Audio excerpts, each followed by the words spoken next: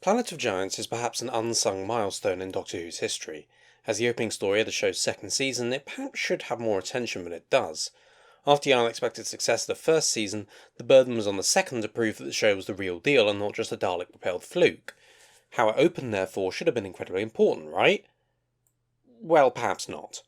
Bear in mind, of course, the gap between seasons was not long in the 60s, a mere 6 weeks, which probably dampened the occasion a little.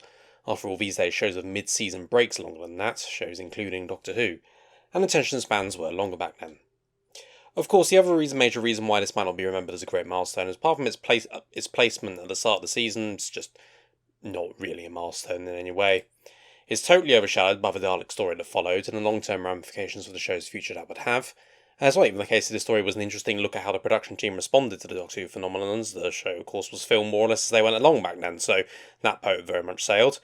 And even if that wasn't the case, this story was in fact filmed as part of the first production block and merely held over to season 2. So, despite taking up an important position in Doctor Who's history, it is oddly unremarkable. And yet not. See, this story does hold interest in a few ways. Firstly, the story was a heavily reworked version of one of the ideas put forward for the show's first ever story. How much of it actually transferred between that idea and the broadcast version, who knows, but the basic idea of the TARDIS crew being shrunk down was what comprised it. Now, the caveman stuff in The Unearthly Child is not great, it has to be said, and while I do like this story, spoilers for my later takes I guess, having the story as the first would have been very much the wrong move for the show straight away. I mean, it is possible I'm overstating the importance of An Unearthly Child as a whole. It's plausible we could have just had William Hartnell blowing his nose for the whole story and the Daleks still would have made the show a smash hit, but I feel Planet of the Giants was the kind of thing the show would only really pull off after it had established itself and got some credibility under its belt.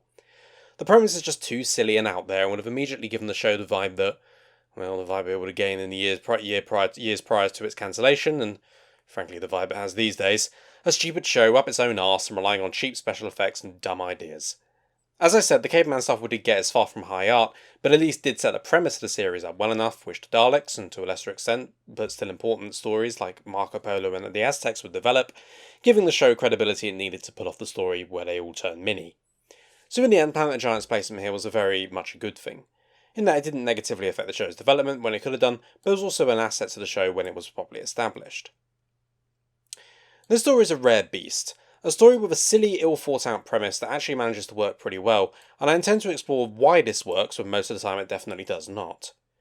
Because, well, the premise is really fucking stupid, let's not beat around the bush. Opening the TARDIS doors while materialising, causing the Doctor and co. to shrink down to being an inch tall, must rank as one of the flimsiest bits of plotting in the show's history, on the same level as something like dinosaurs on a spaceship.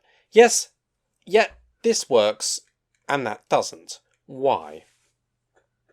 Well, the most important thing is that Planet of Giants never stops taking itself seriously at any point. And obviously I don't mean it becomes all dark and gritty, the only thing worse than dinosaurs on the spaceship approach would be to make the caves of Androzani but with the characters an inch high, obviously that would have been a disaster. No, what I mean is, Planet of Giants never once shies away from the silliness of its premise, not telling a story that tonally clashes with it, but always taking the story it is telling seriously, and doesn't use the excuse of its premise to insufferably wink at the camera with dreadful attempts at comedy, such as having a Triceratops play fetch or bringing in one of the most memorable comedy duos of the past 2 decades to bitch at each other in a painfully unfunny manner. If you'd like to see more of the previous, I have already reviewed Dinosaurs on the Spaceship and shall continue this mini review of it here no longer. The point is that Planet of Giant works because it embraces the silliness of its premise by using it to tell an interesting story. By taking itself seriously despite said silliness, it ends up being entertaining in a way that previously mentioned stories don't. Obviously, the story itself is not deep and complex, as I said, it wouldn't work if it was. The Doctor and companions climbing around with the props and the miniature things is pretty dumb, but making it into a tale of adventure and survival without winking at the camera almost makes us forget that. But never entirely, there's always a spirit of silliness present through moments of dialogue or clever camera work that reminds us this isn't something to take too seriously. But it's not a stupid self-parody either, like it could have been, and neither as the show would actually do towards the end of the season with the chase. The other thing that makes this work is just as the script takes itself seriously, the production team are clearly doing the same, which neatly segues into my talking point about the production. Broadly, I think it's clear the effort is going in from all angles. There's plenty about the story that doesn't work, but none of it feels for lack of trying. It's not half-assed because it's the dumb one where they shrink down. In terms of directing, this is actually one of the stories where I'm kind of least able to talk about it.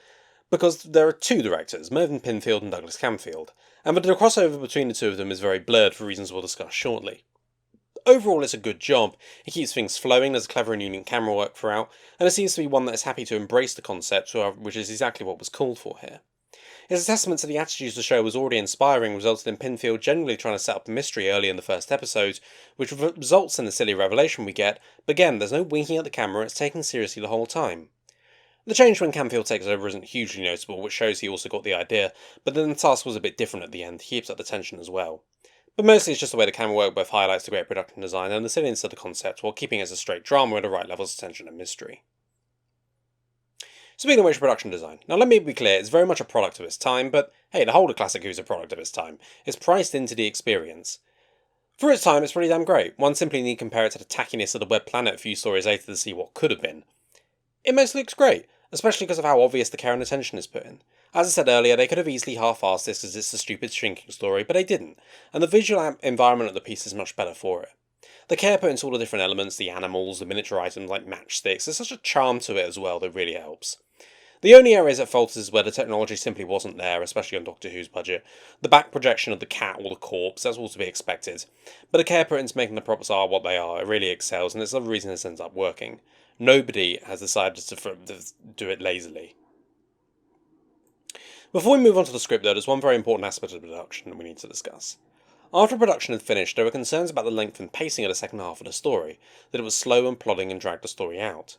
Because the story had already been filmed a few months prior to broadcast, a rarity in this era, there was time to fix this, so they decided to do the only sensible thing. Edit episodes 3 and 4 into a single episode, thus creating Who's first three-parter, and only one for over 2 decades. That's why I said that the line between the Pinfield and Camfield bits were a bit blurred, because Pinfield directed the original episode 3, and Camfield the original episode 4, so I'm pretty sure it's the only time where the director switches over mid-episode, but who knows. In terms of the 3-part structure in a bubble, I generally don't mind the 3-part format as long as it tells the right kind of small-scale, compact story that suits it. It's a nice compromise between the 2-parter, which both in its original and adapted was single 45-minute New Who form I've never felt was never worked till you don't need me to tell that, you've watched some of my New Who reviews before. And in general it requires rushed or lightweight stories, which almost inevitably end up underdeveloped. And the other side is of course the 4-parter, which can drag out stories that don't have enough story to fill the time out. So as I said, it's a nice compromise. As I said though, it does only work with a certain type of story. Ghostlight, for instance, was dragged down by having insufficient length to answer any of its many questions, and ended up with a story that felt confused, to say the least. Planet of Giants, though, does have the right kind of story. Doctor and companions shrunk down in the garden is hardly a complex premise and needs deep exploration, is it? The totally unnecessary inclusion of the plot between the human characters means there's too much story for 2 episodes, but 4 would have been pushing it. Of course, however, this story wasn't written or even filmed as a 3-parter. Due to precise circumstances in which this became a 3-part story worked to the story's advantage or detriment. Remember, episodes 3 and 4, they were just edited together, there was no change to either the script of those episodes or anything in the first 2. Now, this is made harder by the fact that the unused parts of the story had a prompt appointment with the standard issue BBC Flamethrower trademark, and obviously as they were never broadcast, no off-air audio exists, so there's basically nothing to fill the gaps. When the story was released on DVD 10 to 15 years ago, a special feature was a reconstruction, with performances by William Russell, Carole Ford and a few others filling the other roles. They do their best to give a sense of what the full episode would have been like to watch, so I'll say this. The episodes do feel a hell of a lot more padded than they do in the finished version, a lot more back and forth and repetition, as you might expect when there isn't enough stories to fill out 4 episodes. I really don't think we missed much by losing the Doctor and companions' escape from cigarette ash scene, for instance, and much of the back and forth between the characters in the big plot just feels like a lot of dead air. What we actually got between the operator and the policeman was fine. The full version basically doubles the length of them just repeating themselves. It adds nothing. On the other hand, though, a bit more depth is added to the stuff about the insecticide, especially as the cat dies in the full version, and its death is the last thing to push Smithers over the edge, a motivation that's lost in the broadcast version. Even just watching the broadcast episode 3, it's sometimes a bit clear where the edits have been made and you feel like you've missed a bit. In the full version, Barbara has a big argument with the others about leaving her behind, and the final version we see only the very end and end up a bit confused. So in the end, I'm not sure. It makes for a brisker, better paced experience in the final version, but with the loss of some of the more interesting character moments, pick which you prefer. Anyway, good time to move on to the script. The story was written by Louis Marks. This story is his only 60s contribution, but he returned in the 70s to write a Pertwee, Day of the Daleks, which we've already covered, and 2 Bakers, Planet of Evil and The Mask of Mandragora. Of course, the concept wasn't his, but one must imagine most of the details in the plot were. Planet of Giants is a story of unique structure, in that there are two related but separate stories running alongside each other that only interact at certain points. The first is the one involving the Doctor and his companions having been shrunk down, navigating the sub-sized world, attempting to survive dangers brought on by the unique nature of their situation, and attempting to get back to normal size. I like this stuff a lot for a few reasons. Firstly, as I don't know how bored this is going on about, it balances the inherent silliness of the concept with the serious parts of the story well. It's never over-dramatic or too serious, of course, but as I said earlier, it never obviously veers into unfunny self-parody. The script it goes for is one of adventure rather than straight drama or comedy. That's not to say, of course, there's a single straight tone throughout. There are effective moments of drama for sure, like the Doctor and Susan being about to be drowned in the sink, or indeed Barbara's poisoning becomes a driving force much of the story's second half. These are good tense moments that complement the piece and prevent it feeling like there are no real stakes, as it easily could have done. Obviously, Barbara is not going to die of the poison, and obviously the Doctor and Susan are not going to be drowned in the sink. Interesting, this scene is even more tense considering the similarity to the death of the 10th Doctor in Turn Left, indicating that the Doctor and Susan would have been able to regenerate to survive it. Now, is that relevant? No, not at all. But I thought it was worth considering a rare time when New Who retroactively added drama rather than taking it away. Anyway, what the point is the journey of how they get out of it is where the meat of the story lies. For instance, the Doctor and Susan escape by climbing into the overflow pipe. Neat, right? It's a solution that plays into the absurdity of the premise, yet makes the audience feel like a bit of an idiot for not thinking of that, but in a good way. Other perils faced by the TARDIS crew feel a bit less dramatic. Ian being whisked away in a briefcase, or the Doctor and Susan climbing the drain pipe, but again, that's fine. These are not overwhelmingly dramatic moments, but they serve other purposes. They create new obstacles or intrigue, they move the plot along really, and that's good. Doing that by actual actions rather than just exposition is a sign of a well-written script. Additionally, the intersecting with the secondary plot is really done well, so that the spirit of adventure is carried through despite the more serious stuff in the larger world. The actions above provide clues to the mysteries with the catalyst for adventures in action sequences, such as with the phone in episode 3, but I'll touch on that a bit more when I look to the second plot. The second reason this plot works is it's taken a good chance to do some character work, and it's all good stuff. Remember, the Doctor hadn't really been the protagonist of his own show in the first season, instead being the grumpy, eccentric, maybe alien with Ian and Barbara as the heroes. This did shift throughout the first season, and the opening minutes of the story reflect that shift. He starts off being as he was an unearthly child, being grumpy and impatient, not explaining anything to Ian and Barbara and generally treating them like nuisances. However, he quickly realises he's being an arse and mellows out, explaining the situations to them and then generally treating them with respect throughout the rest of the story, explaining things and even listening to their ideas and theories. It feels like their relationship was developed from the beginning. Yeah, he still calls Ian Chesterton and acts all exasperated and impatient with them. His quirks are still there, but that's all they are. This story is a great showpiece of why the relationship between the Doctor and the school teachers works so well, and I must say that character development like this is a good reason why the show survived and prospered as it did. I mean, yes, the Daleks were the real reason, but even considering them, had Doctor Who just jumped from story to story without bothering to create those core characters and relationships to be invested in, I don't think we'd have recently finished season 41. You should also be glad of my self-restraint. I didn't use this opportunity to rant about how New Who has spent 2 decades getting this disastrously wrong like I could have done, so be thankful sometimes. Ian and Barbara by themselves have also evolved, of course, going from the sceptical school teachers to being just as happy to jump into the adventure. Throughout the story, they feel like they're complimenting the Doctor, as in adding what he's doing, not telling him what they like about him, and helping him out. For much of its length, the Doctor, Susan and Ian Barbara divide is maintained, which is used here to demonstrate that the school teachers have become capable enough to work things out on their own terms and reach the same conclusion as the Doctor, but also make mistakes to reinforce the dangerous nature of TARDIS travel, and then they're still mostly strangers to the world of it. Barbara's poisoning by rummaging through the bowl of food covered in dead insecticide is a moment of idiocy, no doubt, but I like it nonetheless because she quickly recognises her fuck up and acts like, well, a normal human being, by being terrified and ashamed yet unwilling to lumber it on her friends. Contrast it with New Who, where your Roses and Claras constantly put themselves and others in danger for stupid reasons, yet never have to demonstrate that they recognise their own failures and feel any guilt about it, and get to end the episodes as insufferably smug and arrogant as they started it. Barbara's position in the story also provides a real sense of danger and impetus for the characters. Obviously, as I said, Barbara wasn't going to die, but it managed to feel weighty despite that. Obviously, we're not talking Androzani levels here, but adding a ticking clock and real consequences helps to keep the story's finale, which on the face of it is very silly, with a reasonable sense of tension and excitement. I do have one minor nickel with this storyline, is that both the setup and the resolution don't quite make sense. In the setup, Barbara gets poisoned because being the size of an inch, poisons that wouldn't usually harm humans at low quantities do harm them. Fair enough, that makes sense. What doesn't is that shortly afterwards a fly lands on the same food pile and dies instantly. So why is there a ticking clock for Barbara? Surely if the poor fly is killed instantly, it should kill her instantly as well. I mean, from a dramatic point of view, I get why the Flyer must die here, to demonstrate why the situation is serious for Barbara, but the problem is that doesn't work as well and it doesn't make any logical sense. The rest of the story clearly establishes this stuff is just as deadly for humans as it is for insects in the right quantities, and these are the right quantities given the size they're at. As for the solution, well, the idea is that getting Barbara back to normal size will mean that she hasn't come into contact with enough poison anymore. Obviously, human size enough to kill a fly isn't enough, but surely if everything in the TARDIS is being put up to normal size, then surely the amount of poison would grow at the same rate, thus creating enough to pose a danger to humans. I mean, if it's in her bloodstream, one of these molecules stays small, but everything else doesn't. The explanation the story tries to give through the seed the Doctor brings back is that only they are returning to normal size or something, but that fear makes less sense. How does the TARDIS know who was there originally to bring it back? Yes, I know, I'm trying to project scientific logic onto the people shrink episode. I'm fighting a losing battle here already, but it does make the ending feel a little bit rushed, which is unfortunate given how well the story did in maintaining the tensions level beforehand. It's also probably best to touch on a few other issues I have with the story. There aren't many of them, but they're worth mentioning. Firstly, Susan sadly doesn't get the same quality of character work as the other three. Unsurprising given they were about to write her out, but it doesn't mean she unfortunately feels like a bit of a passenger for most of the story. Additionally, I think it's fair to say Carole Ford was probably not at the top of her game here. It's difficult to blame her given this would be able to her penultimate story and there was no reason to care anymore, but unfortunately she just does seem a little off here.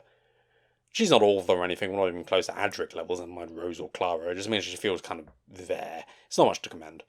Secondly, there are a few awkward moments in the story that don't quite work. The cliffhanger to episode 1, for instance, where they're menaced by the cat. It just seems a bit beyond belief that this enormous cat, which to them is the size of a large building, just snuck up on them without them noticing, and then the solution is just to stand still and hope the cat won't notice. I must confess I'm not a professor of feline psychology, but that feels fairly flimsy to me. It doesn't really work in contrast to much of the peril our heroes face as a result of their size, honestly mostly because it just feels like an oh shit we need a cliffhanger peril, which rarely works out as well. I guess in the original edit the cat was sort of a Chekhov's gun because it would later die, but in the broadcast version that doesn't happen, so I'm not sure whether it can really be given that excuse. I'm also not an enormous fan of the political stuff from this story. It's hardly Malcolm Hulke, but it's there, mainly because it feels a bit ill thought out. The issues of insecticides and damage to nature caused by such types of pest control, it's just not really given much nuance or development. I mean, the very obvious counter-argument is that insecticides and other pest controls are necessary to protect food supplies, disruption to which can cause much human suffering, and I think taking the extreme position that only insecticides that wipe out all life everywhere like this one should be opposed, well, it both wins a no shit award and obviously takes a rather easy way out. It's so obvious that the story does include the political stuff despite that.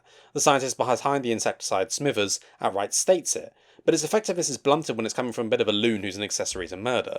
Sure, Smithers is torn up about it, but it's clear in the story he's meant to be in the wrong overall. Yeah, he's more tortured about it than the big bad, but that doesn't change it, does it? So the story is coming down in favour of one side and then providing lip service to the other, not doing well so far. Now, I don't necessarily mind that it's taking the anti-insecticide position. It is a valid argument. It's just not properly exploring the counter-arguments, and that's lazy and a sign of someone preaching, not thinking. You'd never have caught Hulke, hardly an unideological person, doing that. I wouldn't even mind if it took a Hulke-esque, actually hunger is capitalism's fault, so we don't need insecticide story, because, I mean, at least it would have been examining something. I mean, fuck it, there's always a possibility I'm being too harsh and expecting too much out of the TARDIS crew shrink story. It doesn't make clear I do like the story, so this hardly kills it, it's just background stuff, but it feels like a step short of what it should have been to be truly effective. Anyway, this feels like a fairly natural segue into the secondary plot, which does have its ups and downs. The centre of it is an evil businessman who wants to use the insecticide to make mad big bucks, or big quids as we're British.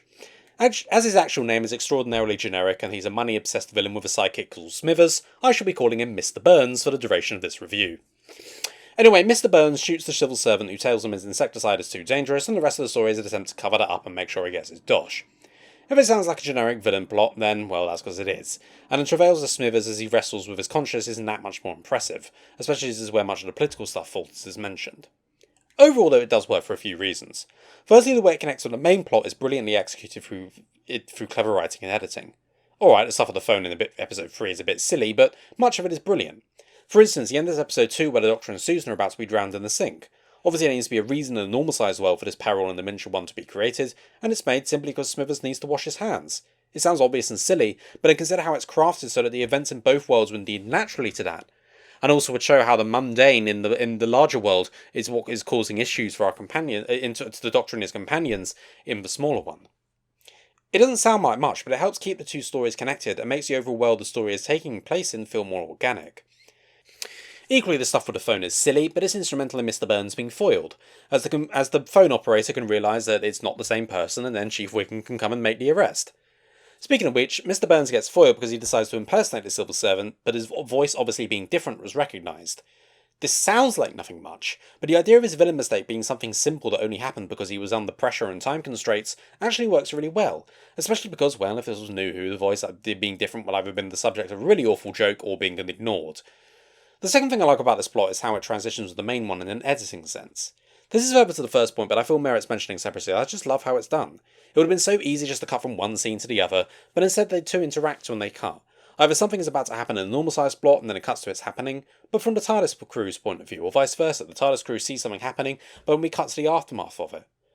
It's clever scripting and indeed clever editing and directing as well, and again, it once again doesn't sound like much, but it's a nice way of making the stories feel organically connected and prevents either one feeling tacked on. Finally, I think it's worth mentioning this plot, whatever its problems, was absolutely necessary. All the stakes, drama, tension, that all comes from the presence of this plot, without which the story would just be Doctor and companions are small and climb on stuff. It's the driving force of everything that happens, which makes all the way it's connected feel even more organic. The secondary plot is the weaker of the two in isolation, but it has its moments and is absolutely necessary to make the story work. So what are Planet of Giants overall? Well, it's hardly high art, even by Doctor Who standards. The premise is very dumb and the script is far from faultless. Yet, it manages to be enjoyable despite that. There is the character work, the editing, the great balance between serious and silly, and despite that, honestly, the main thing I like about it is just a bit of a fun ride. It is one of the things I love about Classic Who, that even in stories that mostly nothing special like this, I can sit back and enjoy some inventive plotting and characters I like interacting with unique work, without having to wanting to crawl under a rock and die from cringe, which I'm pretty certain I want to do if this was a New Who story. So while there's much I appreciate about this one, I mostly just enjoy it, and you know what, that's fine. And to return to the question I sort of posed at the start, does it deserve to be recognised as more of a milestone? Probably not. It's probably right the Dalek invasion of Earth is seen as the most important story towards the start of Season 2. But not everything needs to be a milestone, sometimes it's alright to be a small fish in a big pond. That's what this story is, but it's no less welcome because of that. I'm therefore awarding the story a final score of 6 out of 10, slightly above Classic Who's average. A bit unspectacular to say the least, but nevertheless fun and interesting, and really milks all it can out of its concept in a smart and balanced way. It's not going to win any Best Story awards, but when you have a smart piece that approaches its ridiculous concept wanting to make good drama and not self-parody, well, that immediately puts it in my good graces because, well, you've all seen New Who, haven't you?